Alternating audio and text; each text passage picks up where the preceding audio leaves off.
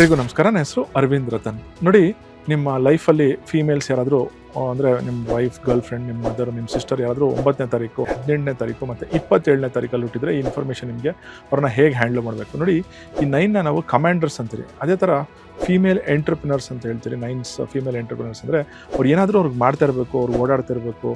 ಅವ್ರ ಮೈಂಡ್ ಸ್ವಲ್ಪ ನೋಡಿ ಏನಂದರೆ, ಇವ್ರನ್ನೇನಾದರೂ ನೀವು ಕೂಡಾಕ್ಬಿಟ್ಟು ಮನೇಲೇ ಕುಣಿಸಿದ್ರೆ ಒಂಥರ ಕೋಪ, ಕಿರ್ಚೋದು, ಕೂಗಾಡೋದು. ಏನಕ್ಕಂದರೆ ಈ ಎನರ್ಜಿನ ಇವರು ಸ್ವಲ್ಪ ಬಿಡಬೇಕು ಆಚೆ. ಅಂದರೆ ಫಾರ್ ಎಕ್ಸಾಂಪಲ್ ಇವ್ರನ್ನ ವಾಕಿಂಗ್ ಮಾಡಬೇಕು, ಇವ್ರು ಜಿಮ್ ಮಾಡಬೇಕು, ಇಲ್ಲಾಂದರೆ ಏನಾದರೂ ಒಂದು ಆ್ಯಕ್ಟಿವಿಟೀಸಲ್ಲಿ ಇರಬೇಕು. ಸಪೋಸ್ ಇವ್ರನ್ನೇನಾದ್ರೂ ನಾವು ಮನೇಲಿ ಕೂಡಾಕೋದು, ಇಲ್ಲಾಂದರೆ ಕೂಡಾಕೋದಂದರೆ ತಪ್ಪು ತಿಳ್ಕೊಂಬಿಡಿ.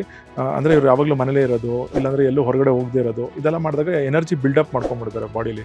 ಯಾವಾಗ ಎನರ್ಜಿ ಬಿಲ್ಡಪ್ ಮಾಡ್ಕೊಂಬಿಡ್ತಾರೋ ಆವಾಗ ನೀವು ಏನಾದರೂ ಸಡನ್ನಾಗಿ ಚಿಕ್ಕ ವಿಷಯಕ್ಕೆ ಮನೇಲಿ ದೊಡ್ಡದಾಗಿ ಕೋಪ ಮಾಡಿಕೊಂಡು ಜೋರಾಗಿ ಹಚ್ಕೊಳ್ಳೋದು, ಜೋರಾಗಿ ಕಿರ್ಚೋದು, ಇದೆಲ್ಲ ಅಂದರೆ ಕೋಪ ಜಾಸ್ತಿ ಬರುತ್ತೆ ಅಂತ ಅರ್ಥ.